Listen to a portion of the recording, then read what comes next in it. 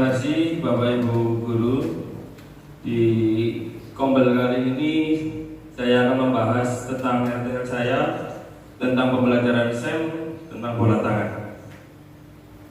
Selanjutnya, latar belakang dari RTL saya yakni pendidikan jasmani, olahraga, dan kesehatan merupakan bagian penting dalam kurikulum sekolah yang tidak hanya bertujuan untuk mengembangkan keterampilan fisik peserta didik, tetapi juga untuk menanamkan nilai-nilai penting seperti kerjasama, sportivitas, kepemimpinan.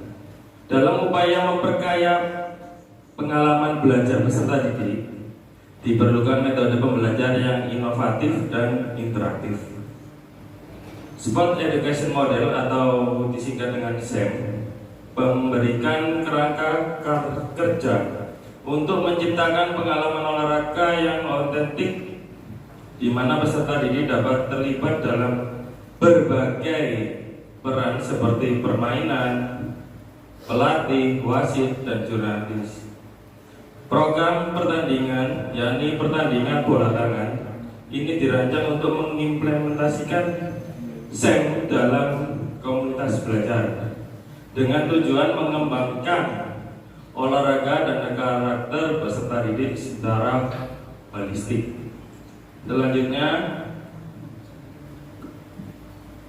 tujuan program saya yakni mengembangkan, yang pertama, mengembangkan keterampilan olahraga, antara lain meningkatkan kebugaran fisik peserta didik yang ada di sekolah kita.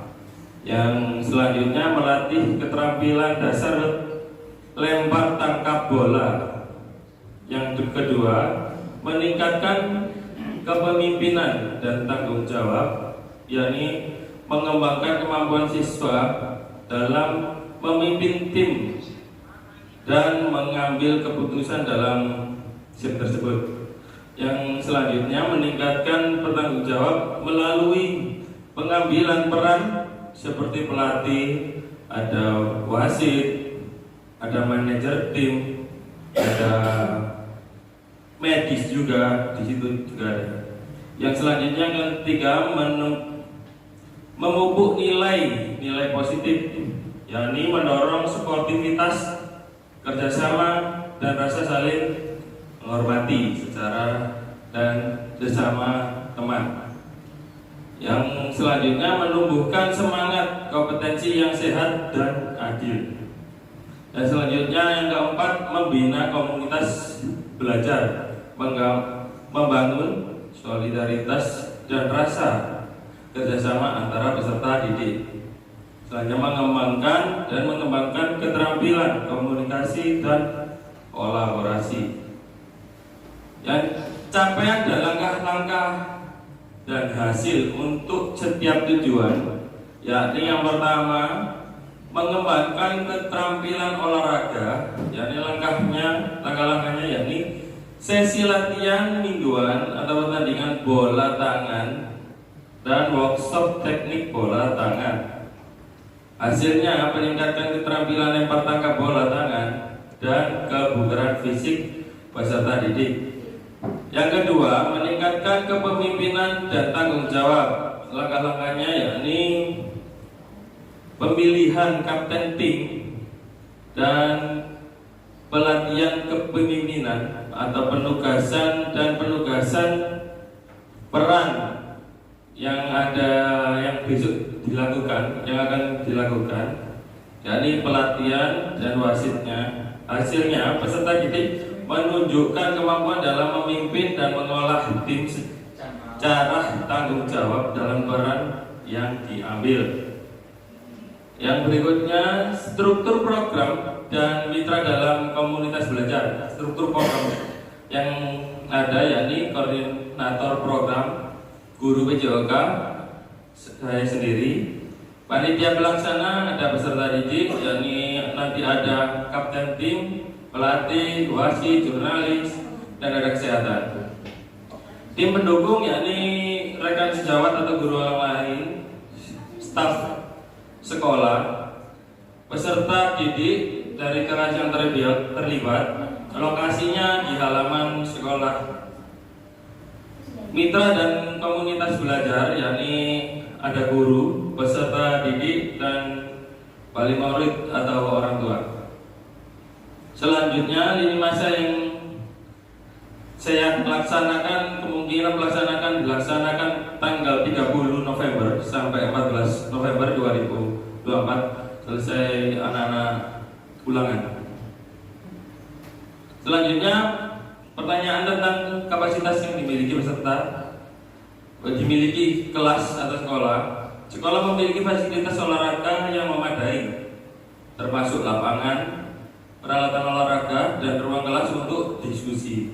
Guru PJOK berpengalaman dalam mengelola program olahraga dan memiliki kemampuan untuk membimbing peserta didik dalam mengembangkan keterampilan dan kepemimpinan. Peserta didik menunjukkan minat yang tinggi terhadap olahraga. Peserta didik memiliki potensi yang besar untuk belajar melalui pengalaman langsung. Rencana dan evaluasi, yakni penilaian kinerja individu dan tim, yakni ada menggunakan rubrik penilaian untuk mengevaluasi keterampilan olahraga dan kontribusi dalam peran. Yang kedua, refleksi siswa atau peserta didik. Peserta didik diminta untuk menuliskan refleksi tentang pengalaman mereka dan pelajaran yang dipetik. Feedback ke teman sebaya atau peserta didik memberikan umpan balik kepada rekan satu tim tentang kerja dan sikap mereka waktu di lapangan. Penilaian observasi, yakni guru dan pelatih mengamati dan mencatat perilaku peserta, pengembangan peserta didik selama program berlangsung. Dan kemungkinan tantangan. Yang pertama, ketidaksetaraan keterampilan. Perbedaan tingkat keterampilan di antara peserta didik dapat mempengaruhi partisipasi dan kesenangan dalam permainan. Solusinya yakni mengadakan sesi latihan tambahan untuk siswa yang kurang mahir dan menekankan pentingnya partisipasi. Yang kedua, keterbatasan waktu dan sumber daya. Jadwal yang padat dan keterbatasan fasilitas mungkin menjadi hambatan. Dan di sini solusinya yakni merencanakan jadwal fleksibel dan mencari dukungan dari komunitas dan mitra eksternal. Yang ketiga, motivasi dan komitmen siswa. Mempertahankan motivasi dan komitmen siswa sepanjang program bisa menjadi tantangan. Solusinya yakni mendorong keterlibatan aktif dalam mengadakan kegiatan bervariasi dan memberikan penghargaan untuk tantangan. Solusinya yakni mendorong keterlibatan aktif dalam mengadakan kegiatan bervariasi dan memberikan penghargaan untuk partisipasi aktif. Yakni dengan perencanaan yang matang dan kerjasama yang baik antara semua pihak yang terlibat, program ini diharapkan dapat memberikan pengalaman belajar yang dapat menyenangkan dan bermanfaat bagi peserta didik, sekaligus membangun keterampilan dan karakter yang positif. Dan sekian paparan dari saya akhiri. Wassalamualaikum warahmatullahi wabarakatuh.